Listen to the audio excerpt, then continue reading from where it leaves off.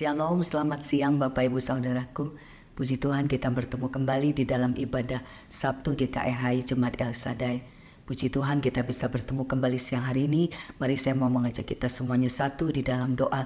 Mari kita berdoa. Bapa di dalam surga, Bapa di dalam nama Tuhan Yesus Kristus, terima kasih ya Bapa, kami mau bersyukur kepadamu kalau kembali siang hari ini kami bisa kembali bersekutu, kami kembali bisa beribadah ya Bapa. Kalau sebentar juga kami akan mendengarkan sebagian dari firman-Mu. Mari Bapa, biarlah Roh-Mu berkuasa, biarlah Roh-Mu bekerja Bapa. Tuhan memberkati setiap yang bergabung beribadah siang hari ini Bapa. Biarlah Roh-Mu menuntut mengurapi sehingga semua yang bergabung Bapa bisa membuka hati untuk bisa mendengar menerima firman-Mu ya Bapa. Tuhan ambil alih sepenuhnya, ikat semua yang jahat, patahkan semua yang membelenggu ya Bapa, yang membuat tidak bisa menerima semuanya, patahkan kuasanya dalam nama Tuhan Yesus. Tuhan berkati, Tuhan kuduskan juga hamba-Mu yang akan menyampaikan firman-Mu. Biarkan kuasa-Mu atas hamba-Mu, hikmat marifat-Mu atas hamba-Mu. Terpujilah nama-Mu ya Bapa, dalam nama Tuhan Yesus Kristus. Haleluya, amin.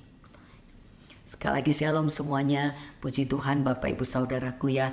Kalau siang hari ini kita kembali bertemu dalam ibadah kita, ya saya percaya apapun yang terjadi dalam hidup kita, tetapi kalau masih ada waktu kita bisa bersekutu, kalau masih ada waktu kita bisa beribadah untuk mendengarkan firman Tuhan, terutama semua karena kasih karunia Tuhan. Puji Tuhan ya, siang hari ini kita akan sama-sama belajar dari firman Tuhan. Firman Tuhan siang hari ini diambil dari kitab Injil Yohanes pasal yang ke-7 ayat 53 sampai Yohanes pasal 8 ayat 11. Yohanes 7 ayat 53 sampai 8 ayat 11 dengan perikop perempuan yang bersinah.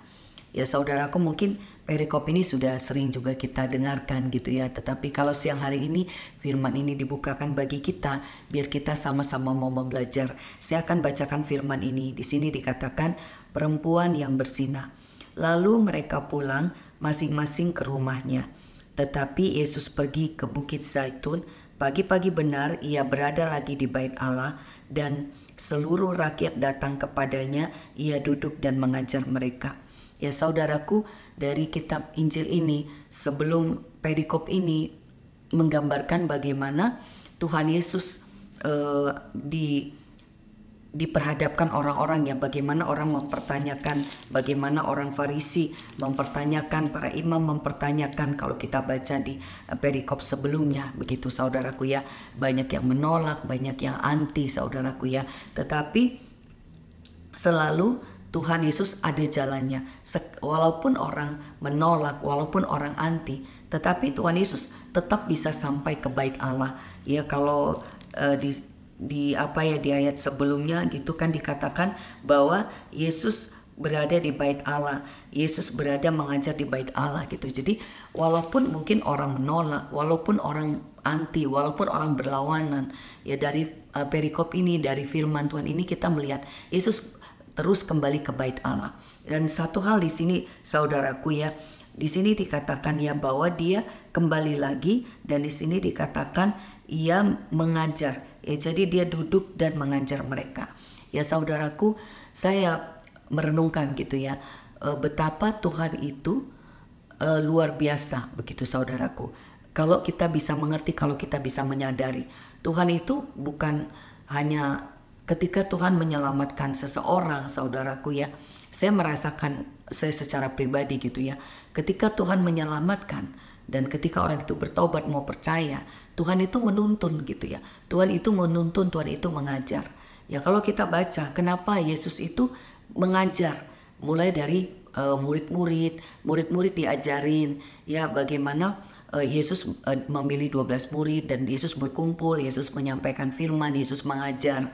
Ya, Yesus mengajar mulai dari di tepi danau, ya bahkan dia dari atas perahu, dan di sini dia ke bait Allah, dia duduk, dia mengajar, selalu mengajar gitu. Jadi saudaraku, hari ini saudaraku ya, judul firman-Nya Yesus mengampuni orang berdosa.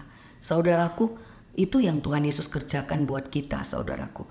Tuhan Yesus itu mengampuni. Kalau dikatakan mengampuni, berarti kan dia tidak mau melihat lagi, dia tidak mau pandang lagi, dia sudah selesaikan dosa itu, saudaraku. Dosa itu sudah selesai, buat Tuhan sudah selesai.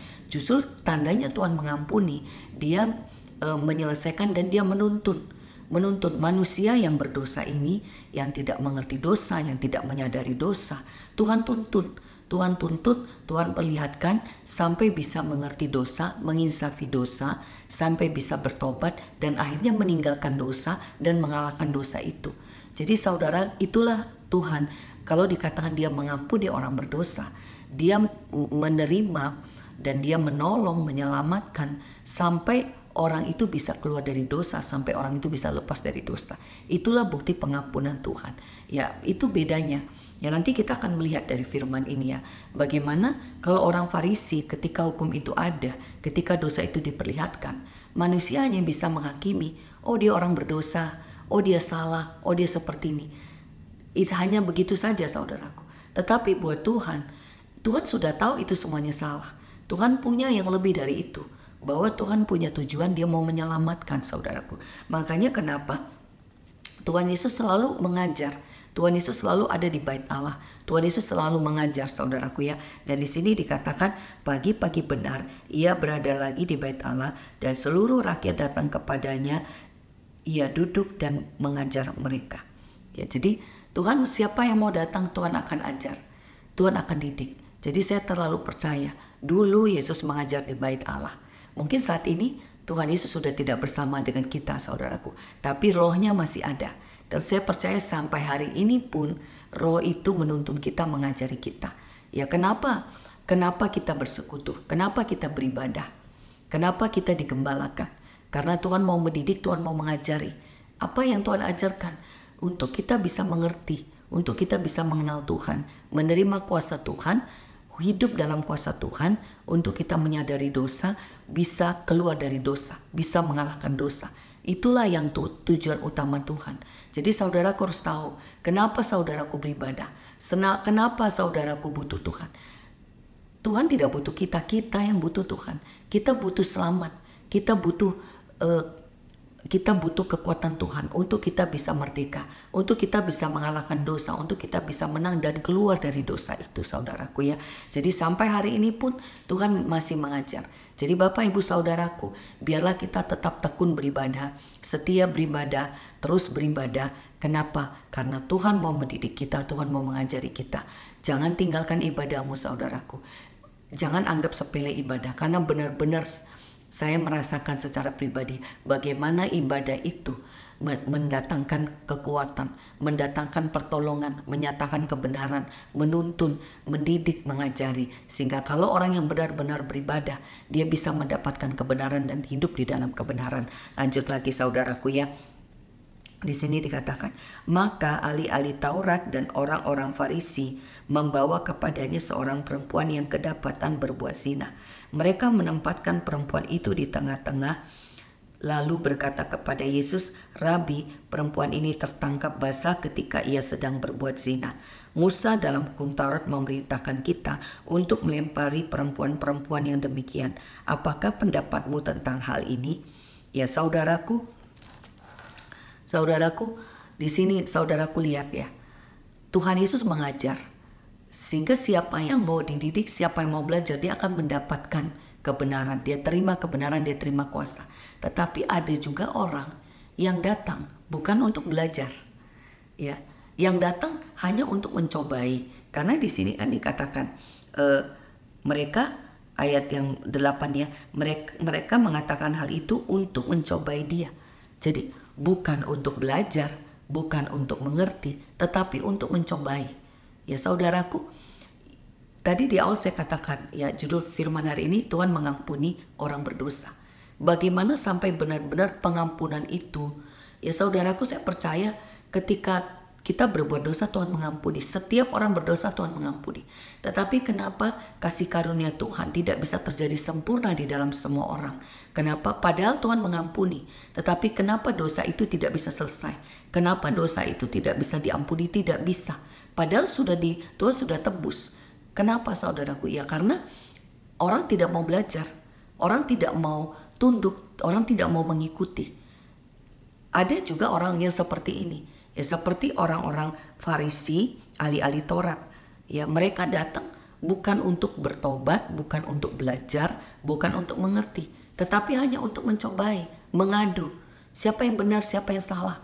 Ya saudaraku, firman itu saudaraku adalah kebenaran. Tuhan itu berdaulat. Ya kita sebenarnya manusia ini siapa sih? Kalau kita mencobai Tuhan kita sendiri, kalau kita beradu dengan Tuhan kita ini siapa saudaraku?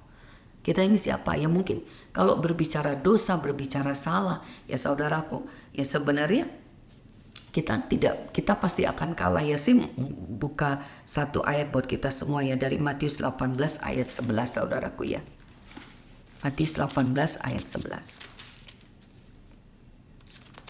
Kita bacakan buat kita semua Matius 18 ayat 11.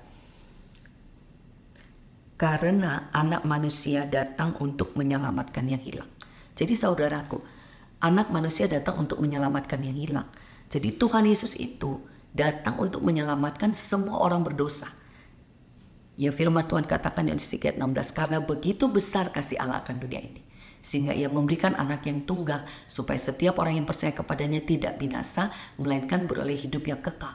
Jadi sebenarnya setiap orang berdosa mendapatkan kesempatan yang sama untuk diselamatkan, untuk diampuni, untuk dibebaskan, untuk dilepaskan. Karena begitu besar kasih Allah akan dunia ini. Sebegitu besarnya Tuhan mengerjakan buat hidup saudaraku dan saya, saudaraku ya. Jadi itu yang harus kita sadari. Yang pertama gitu ya. Kenapa firman ini diawali bahwa Tuhan mengajar? Karena kasih Tuhan. Dia mau menuntut orang semuanya untuk bisa diselamatkan, untuk bisa diampuni, untuk bisa dilepaskan. Dan benar-benar bisa menerima hidup, bisa keluar dari dosa, bisa keluar dari yang gelap saudaraku ya. Tetapi tidak semua orang bisa menerima itu. Dan sebenarnya Tuhan sudah mengerjakan itu buat saudaraku dan saya. Tuhan sudah mati di atas kayu salib untuk mengalahkan dosa itu sendiri. Saya bukakan satu firman lagi ya, kita akan baca bersama-sama dari 1 Korintus 15 saudaraku ya. 1 Korintus 15 ayat yang ke-55 sampai 57. Saudaraku, 1 Korintus 15 ayat 55 sampai 57 ya saudaraku, saya bacakan buat kita semua ya.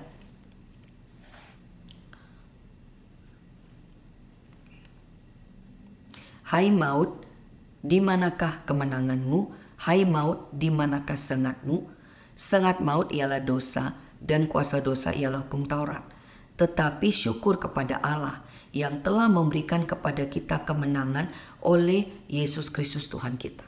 Ya saudaraku, sebenarnya maut itu tidak berkuasa lagi. Makanya di sini kan dikatakan, hai maut, di manakah kemenanganmu? Hai maut, di manakah sengatmu? Jadi di sini dibilang sengat maut ialah dosa. Dosa itu yang menggigit. Dosa itu sebenarnya yang membawa kepada kebinasaan, yang membawa kepada kematian. Tetapi Tuhan di sini dikatakan ya, tetapi syukur kepada Allah yang telah memberikan kepada kita kemenangan oleh Yesus Kristus Tuhan kita. Saudaraku lihat, Yesus Kristus Tuhan kita yang memberikan kita kemenangan. Sehingga manusia ini dagingnya bersifat dosa. Tetapi dosa itu sudah dikalahkan. Ya, makanya dikatakan, hai maut, di manakah kemenanganmu? Maut sudah dikalahkan saudaraku. Dosa sudah dikalahkan.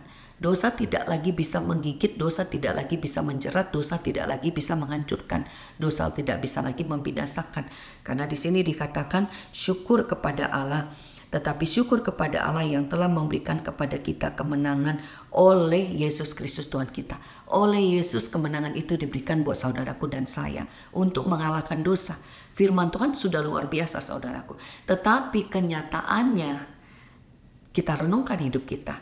Apakah benar-benar dosa itu sudah dikalahkan? Tuhan Yesus Kristus yang di sini dikatakan yang memberikan kemenangan oleh Yesus Kristus.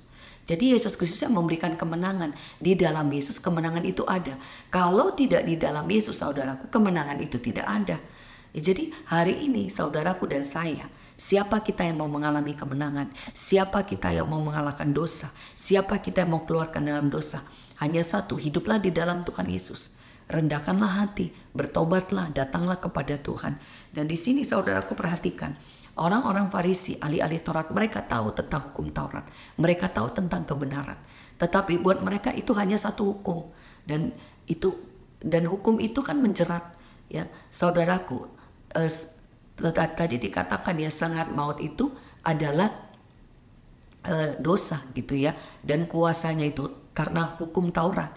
Ya memang kuasa dosa itu muncul karena apa? Karena ada hukum.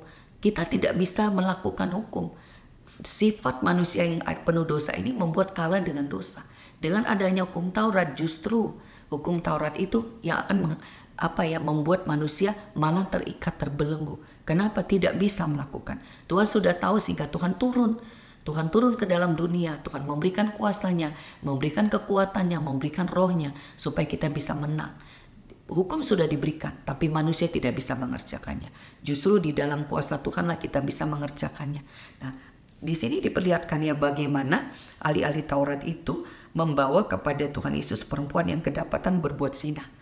Jelas-jelas perempuan ini berbuat zina. Jelas-jelas perempuan ini kedapatan berbuat dosa. Dan di sini dikatakan ya, mereka menempatkan perempuan itu di tengah-tengah lalu berkata, Rabi, perempuan ini tertangkap basah ketika ia sedang berbuat zina. Musa dalam hukum Taurat memerintahkan kita untuk melempari perempuan yang demikian. Apakah pendapatmu tentang hal itu?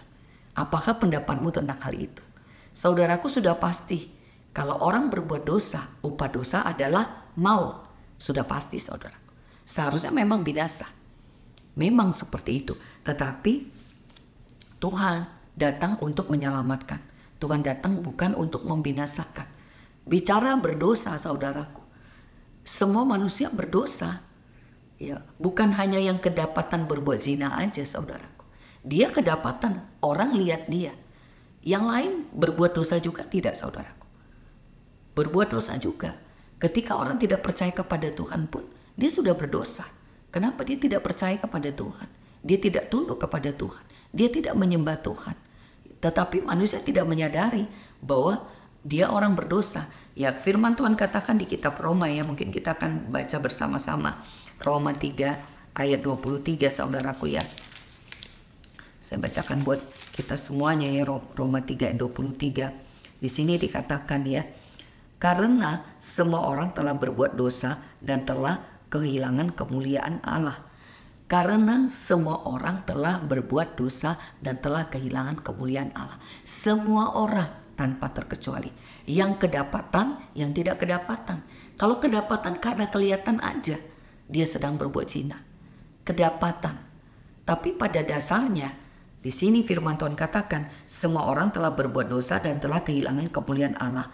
Dan oleh kasih karunia oleh kasih karunia telah dibenarkan dengan cuma-cuma karena penebusan dalam Kristus Yesus.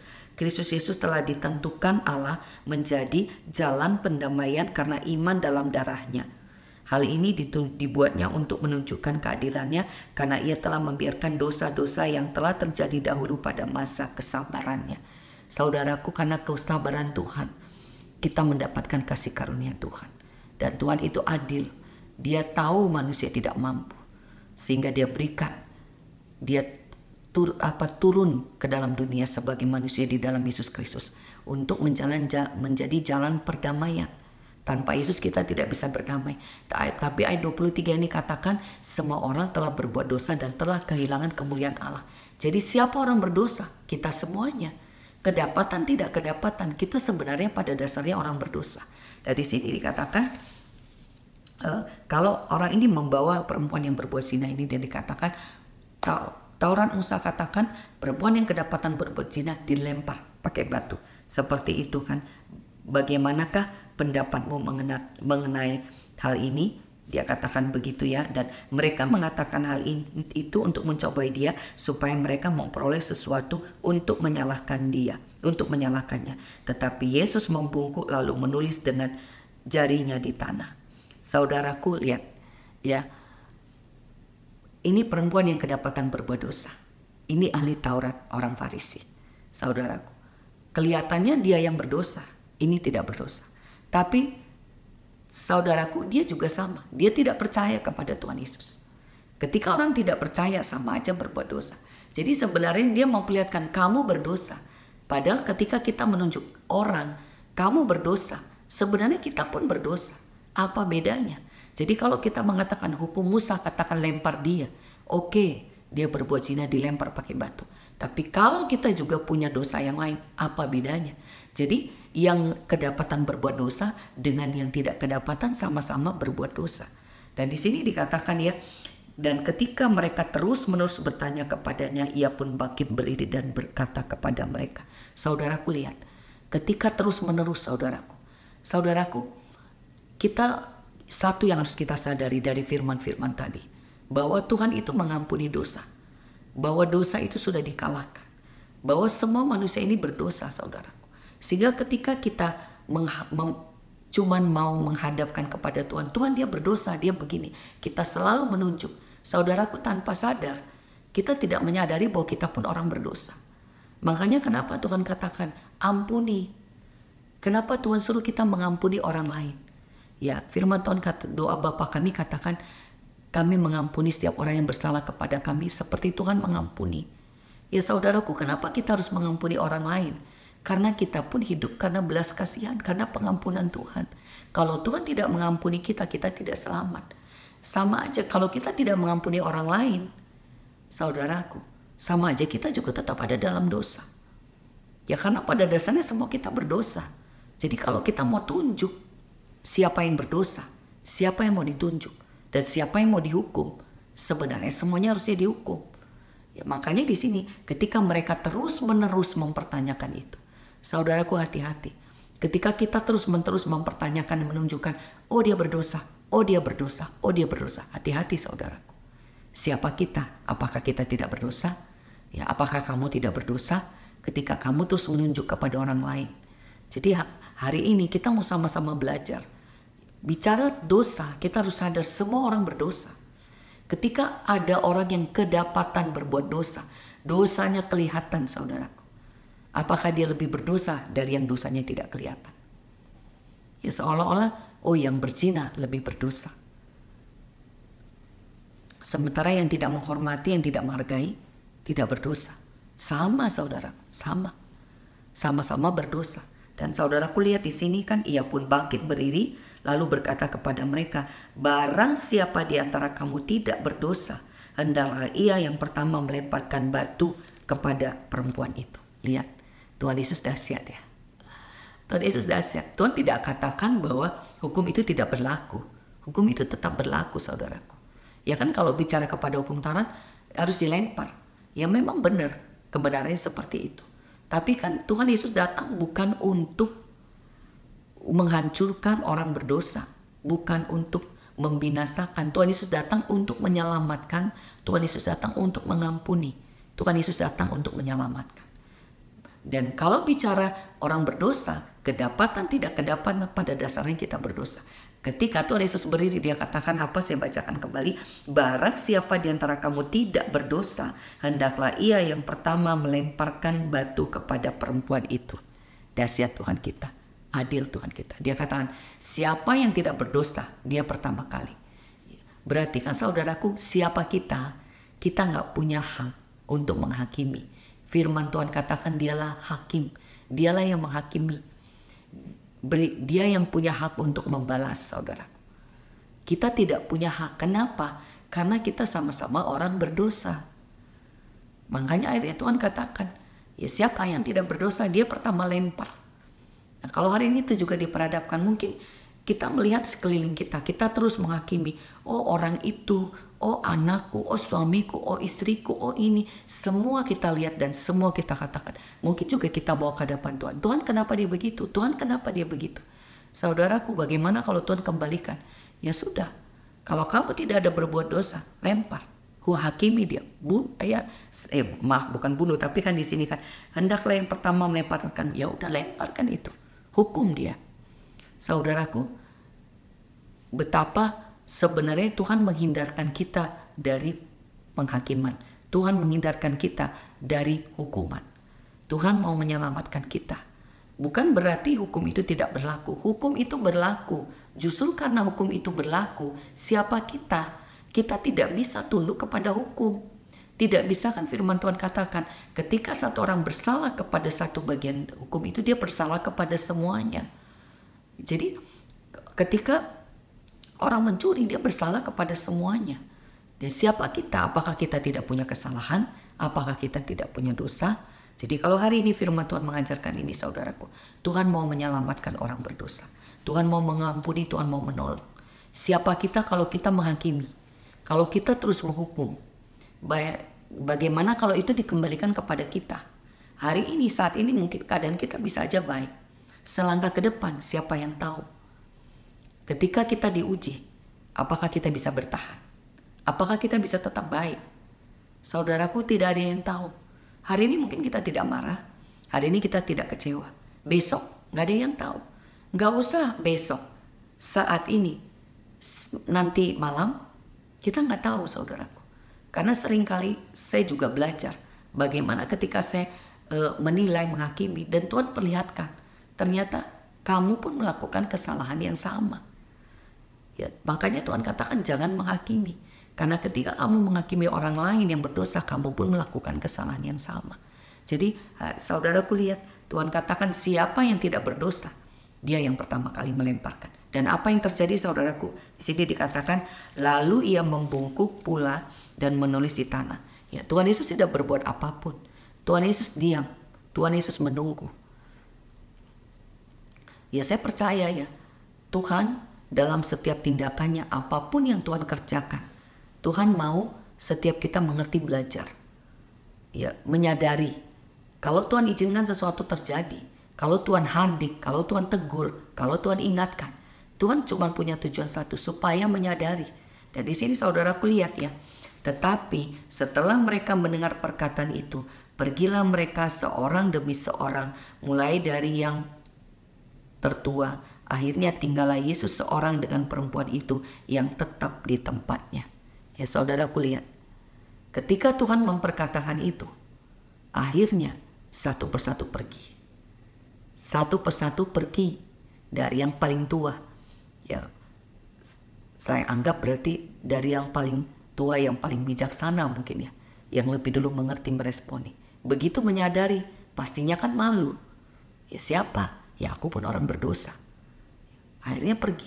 Tinggal akhirnya, di sini dikatakan akhirnya tinggallah Yesus seorang diri dengan perempuan itu yang tetap di tempatnya. Ya, saudaraku, kita sama-sama belajar dari firman ini. Ada dua, yang dihakimi, yang menghakimi. Buat yang menghakimi, Tuhan tegur untuk mereka bertobat, untuk mereka menyadari bahwa mereka pun orang berdosa. Mereka tidak punya hak karena mereka pun orang berdosa. Dan puji Tuhan, akhirnya satu persatu pergi karena mereka menyadari, mereka meninggalkan. Tetapi perempuan yang dihakimi, saudaraku, dia tetap, di sini dikatakan apa? Yang tetap di tempatnya. Jadi hari ini, saudaraku, kalau engkau juga kedapatan berbuat dosa, bawalah dirimu ke hadapan Tuhan. Ya, orang Farisi, ahli Taurat membawa perempuan ini ke hadapan Tuhan. Ya, mungkin hari ini engkau mau dihakimi, tetapi dari firman ini, bawalah dirimu sungguh-sungguh di hadapan Tuhan. Tetap di tempatnya, jangan tinggalkan Tuhan. Ya, ketika kita kedapatan berbuat dosa, pastinya akan ada konsekuensinya. Akan dihakimi, dikata-katain, mungkin pun dipermalukan, ditelanjangin. Rasanya ya, saya rasanya seperti apa sih kalau kedapatan berbuat zina, berbuat dosa, terus ditaruh di tengah-tengah, dihakimi semua orang. Tapi saudaraku, perempuan ini tetap di tempatnya. Dia tidak kemana-mana. Ya, dari ayat ini kita sama-sama belajar. Mungkin hari ini kita yang dihakimi, mungkin hari ini kita menghakimi. Dua-duanya ada di hadapan Tuhan. Pada akhirnya yang menghakimi, ketika dia bertobat menyadari, ternyata dia punya hak. Akhirnya dia mundur, dia pergi. Buat yang dihakimi, akhirnya penghakiman itu akan selesai ketika dia tetap bertahan di hadapan. Di sini dikatakan perempuan itu yang tetap di tempatnya. Jadi saudaraku, jangan pergi dari hadapan Tuhan. Kalau hari ini engkau kedapatan berbuat zina, kalau hari ini dosamu kedapatan, jangan tinggalkan Tuhan. Jangan pergi dari Tuhan. Tetaplah di tempat. Biarkan Tuhan bekerja. Di sini kan Tuhan bekerja, saudaraku, menyelamatkan wanita ini. Iya. Tuhan tidak Tuhan tidak pukul, Tuhan tidak ini, tetapi Tuhan memperkatakan. Tuhan hanya sekali saja memperkatakan. Ya, supaya orang bertobat, orang mengerti, menyadari, dan ketika kuasa Tuhan itu bekerja, ketika kebenaran itu dinyatakan, ketika Roh Kudus bekerja, saudaraku lihat yang menghakimi mundur, yang dihakimi tetap ada di situ. Jadi ada dua bagian di sini, yang menghakimi dan dihakimi. Nah, apa keadaan kita hari ini? Kalau kita menghakimi, bertobatlah. Ya, karena kita tidak punya hak untuk itu. Karena kita pun orang berdosa, saudaraku. Tetapi kalau hari ini mungkin mungkin saudaraku termasuk yang kedapatan, saudaraku, masih melakukan dosa, masih berbuat dosa. Saudaraku, hari ini firman ini diberitakan tidak kebetulan. Kalau firman ini disampaikan, berarti engkau sedang diperhadapkan kepada Tuhan. Apa yang harus dilakukan? Bertobatlah, rendahkanlah hati, tetaplah tinggal di dalam Tuhan. Jangan pergi dari hadapan Tuhan. Ya, karena di sini baca lanjut lagi ya, di sini dikatakan, lalu Yesus bangkit berdiri dan berkata kepadanya, "Hai perempuan, di manakah mereka? Tidak adakah seorang yang menghukum engkau?" Jawabnya, "Tidak ada, Tuhan." Lalu kata Yesus, "Aku pun tidak menghukum engkau. Pergilah dan jangan berbuat dosa lagi mulai dari sekarang." Ya, saudaraku lihat ya. Saudaraku lihat ya, benar-benar ya, ketika kita bertahan di dalam Tuhan, ketika kita diam di hadapan Tuhan, Tuhan akan menyelesaikan, Tuhan akan menolong, Tuhan akan, ya benar-benar Tuhan bekerja untuk menyelesaikan. Ya mungkin buat wanita ini tidak ada harapan, sudah sangat malu, tidak punya jalan, tidak ada yang menolong, karena jelas-jelas sudah berbuat dosa, jelas-jelas sudah berbuat salah. Tapi saudaraku lihat, Tuhan Yesus sendiri menolong. Jadi buat orang yang mau bertobat, buat orang yang mau menyadari, orang yang mau mengakui, saudaraku, Tuhan menolong. Makanya di sini kan dikatakan, "Hai perempuan, di manakah mereka? Tidak adakah orang yang menghukum engkau?" Jawabnya, "Tidak ada, Tuhan." Ya saudaraku, Tuhan sanggup meluputkan dari hukuman, sekalipun posisinya memang harusnya dihukum bersalah. Itu hanya ada di dalam Tuhan. Bukan berarti orang bilang, berarti boleh dong berbuat dosa. Bukan, tetap tidak boleh berbuat dosa. Tetap tidak boleh berbuat dosa, saudaraku. Justru karena saat ini dari firman ini, dia kedapatan berbuat dosa, tetapi dia tidak lari lagi. Dia mengakui, menyadari itu. Bukan berarti boleh berbuat dosa. Buktinya Tuhan tolong dia. Ya Tuhan mau selamatkan. Tetapi kan tetap dia mengalami konsekuensinya. Tetap malu, tetap dipermalukan. Akibat dosa itu tetap ada. Tetapi Tuhan tidak menghukum lagi. Justru Tuhan mau menyelamatkan. Jadi hari ini ketika kita menyadari bahwa kita orang berdosa dan kita mau bertobat, mau mengakui itu, saudaraku, Tuhan sanggup mengampuni. Firman Tuhan hari ini, sekalipun kedapatan berbuat dosa, Tuhan bisa meluputkan dari hukuman. Kalau kita sungguh-sungguh mau bertobat, sungguh-sungguh mau buka hati, sungguh-sungguh mau menyadari, saudaraku, Tuhan lebih di atas hukum itu. Jadi hari ini, kalau kita kedapatan berbuat dosa, justru jangan lari dari hadapan Tuhan. Jangan pergi dari hadapan Tuhan. Tinggal di hadapan Tuhan. Buka hati di hadapan Tuhan. Rendahkan hati, akui dosa. Karena seperti ini ya, tidak ada yang menghukum. Ini menurut saya ayat ini luar biasa. Bukan berarti boleh berbuat dosa. Justru tidak boleh berbuat dosa. Tetapi sekalipun posisinya ada di dalam dosa, kalau bertobat, minta ampun dan ada di dalam Tuhan, Tuhan sanggup meluputkan dari hukuman. Tuhan sanggup, tidak ada yang menghukum engkau. Dan di sini jawabnya, tidak ada, Tuhan. Lalu kata Tuhan Yesus, "Aku pun tidak menghukum engkau, pergilah dan jangan berbuat dosa lagi mulai dari sekarang." Perhatikan ke saudaraku, bukan boleh berbuat dosa, justru tidak boleh berbuat dosa. Makanya Tuhan katakan, "Aku pun tidak menghukum engkau, pergilah dan jangan berbuat dosa lagi mulai dari sekarang." Jadi kuncinya memang harus bertobat. Tuhan menginginkan pertobatan. Tuhan menginginkan keselamatan. Tuhan tidak menghukum, Tuhan mau kita bertobat. Matius 9 ayat 13. Kita akan baca saudaraku ya. Matius 9 ayat yang ke-13. Firman Tuhan akan saya bacakan. Matius 9 ayat 13. "Aku datang bukan untuk memanggil orang benar, melainkan orang berdosa." Jadi Tuhan datang untuk memanggil orang berdosa untuk menerima keselamatan, untuk menerima pengampunan, untuk bertobat. Dan kalau tadi dikatakan untuk bertobat dan tidak berbuat dosa lagi. Jadi ini yang Tuhan mau katakan. Tuhan tidak menghukum. Dan dia katakan apa? Pergilah dan aku tidak menghukum engkau. Pergilah dan jangan berbuat dosa lagi mulai dari sekarang. Jadi itulah Tuhan mengampuni, saudara. Itulah bukti Tuhan mengampuni dosa. Bahwa dia tidak menghukum, justru dia menyelamatkan, dia memberikan kekuatan, dia memberikan tuntunan, sehingga orang diberikan kuasa untuk bisa menang atas dosa, untuk bisa mengalahkan dosa dan keluar dari dosa. Dan di sini dikatakan jangan berbuat dosa lagi mulai dari sekarang. Itulah Tuhan mengampuni orang berdosa. Jadi bukan berarti, berarti boleh dong berbuat dosa. Buktinya Tuhan mengampuni. Bukan seperti itu, saudaraku. Bukan, berbuat dosa diampuni. Enggak, saudaraku. Makanya kenapa Tuhan mendidik, Tuhan mengajar di bait Allah.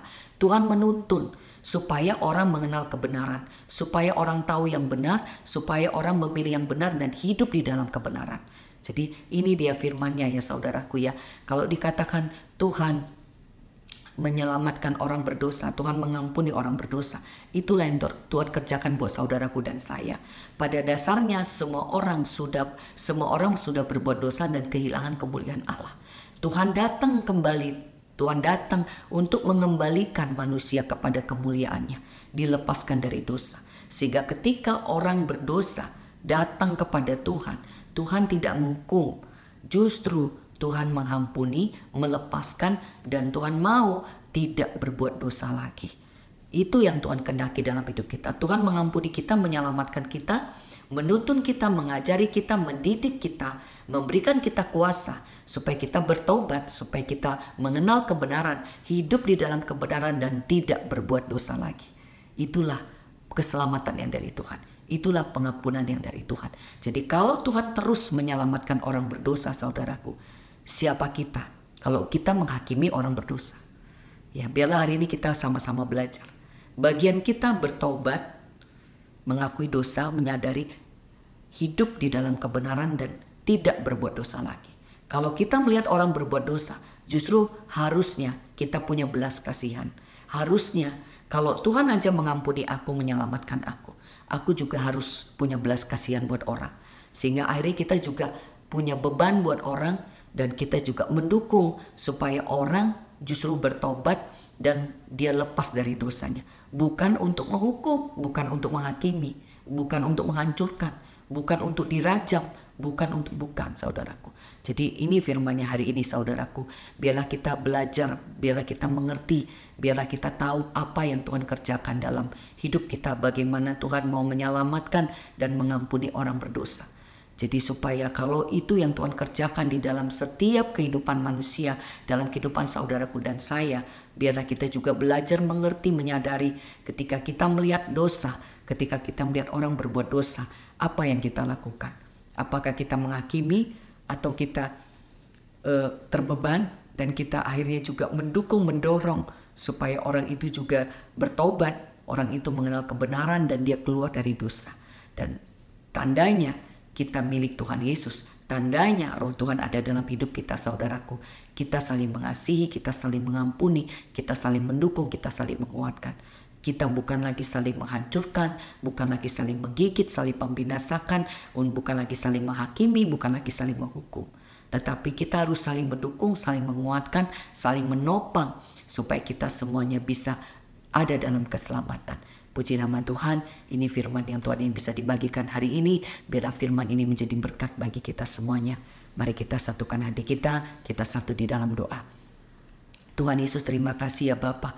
Sungguh kami mengucap syukur kepadamu karena Engkau begitu ajaib, begitu luar biasa. Tuhan Yesus, Engkau datang ke dalam dunia untuk menyelamatkan. Engkau mencari orang berdosa, Engkau menyelamatkan orang berdosa, Engkau mengampuni orang berdosa. Bahkan Tuhan Yesus, Engkau menuntun, Engkau mendidik orang berdosa ya Bapa, sampai bisa mengerti dosa, sampai bisa menyadari dosa, sampai bisa bertobat, keluar dari dosa, mengalahkan dosa dan tidak berbuat dosa lagi. Tuhan, sungguh kami bersyukur. Kami punya Tuhan yang ajaib, yang menuntun kami dari kehinaan kepada kemuliaan, yang menuntun kami dari dosa kepada kepada kekuatan, kepada kemuliaan Tuhan, dan tidak di dalam dosa lagi. Terima kasih Bapa. Biarlah firman ini menjadi rema dalam hidup kami ya Bapa. Roh Kudus bekerjalah, berkati semua yang bergabung beribadah siang hari ini. Siapapun yang bergabung, Tuhan berkati, Tuhan urapi. Biarkan firman ini menjadi kekuatan sehingga kami mengerti, kami menyadari, sehingga kami tidak lagi menghakimi, kami tidak lagi menghukum, tetapi justru kami mau bertaubat. Kami justru saling menopang, saling menguatkan, membawa setiap orang kepada keselamatan, membawa setiap orang untuk menyadari dosa, untuk bertobat dan meninggalkan dosa, dan hidup di dalam kebenaran, hidup di dalam kekudusan. Bapa, terima kasih. Biarkan firman ini menjadi rema bagi kami hari ini, sehingga mulai hari ini kami menyadari betapa besar kasih-Mu di dalam hidup kami, menyelamatkan kami, menuntun kami, membawa kami keluar dari dosa kepada kemuliaan, kepada kekuatan-Mu, kepada kuasa-Mu, sehingga kami tidak berbuat dosa lagi. Itu yang menjadi kerinduan Tuhan dalam hidup kami ya Bapa, dan biarlah itu yang menjadi tujuan hidup kami Bapa. Ketika kami sudah diampuni, kami bertobat dan kami berjuang untuk meninggalkan dosa, untuk tidak berbuat dosa lagi. Terpujilah nama-Mu ya Bapa. Kami mengucap syukur, berkati ibadah kami siang hari ini ya Bapa. Apapun yang sudah dikerjakan oleh setiap anak-anak-Mu, lewat pujian, lewat penyembahan, lewat firman, bahkan lewat persembahan, Tuhan sempurnakan. Biarkan benar-benar ibadah ini, firman ini, kebenaran ini menyatakan kuasa Tuhan yang akan terus menuntun hidup kami, membebaskan, melepaskan setiap kami. Terpujilah nama-Mu ya Bapa. Kami akan menutup ibadah kami siang hari ini Bapa. Kau yang menyempurnakannya Bapa, di dalam nama Tuhan Yesus Kristus yang sudah mengajarkan kami berdoa. Bapa kami yang di surga, dikuduskanlah nama-Mu, datanglah kerajaan-Mu, jadilah kehendak-Mu di bumi seperti di surga. Berikanlah kami pada hari ini makanan kami yang secukupnya, dan ampunilah kami akan kesalahan kami, seperti kami juga mengampuni orang yang bersalah kepada kami. Dan janganlah membawa kami dalam pencobaan, tapi lepaskanlah kami daripada yang jahat, karena Engkaulah yang punya kerajaan dan kuasa dan kemuliaan sampai selama-lamanya. Amin. Mari kita angkat tangan kita di hadapan Tuhan. Atas nama Bapa, Putra, dan Roh Kudus, di dalam nama Tuhan Yesus Kristus, terimalah berkat-berkat dari Bapa Surgawi, terimalah cinta kasih sayang dari Tuhan Yesus Kristus, dan terimalah pertolongan dari Allah Roh Kudus yang akan terus menuntun, menolong, menghibur mulai hari ini sampai selama-lamanya. Yang percaya, terimalah dan katakan amin. Puji nama Tuhan Yesus. Tuhan Yesus memberkati kita semuanya. Sampai bertemu dalam ibadah selanjutnya. Shalom.